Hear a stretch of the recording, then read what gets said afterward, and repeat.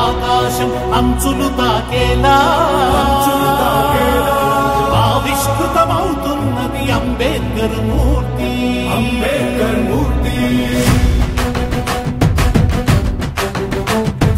అతి గతితో ఆకాశం అంచులు తాకేలా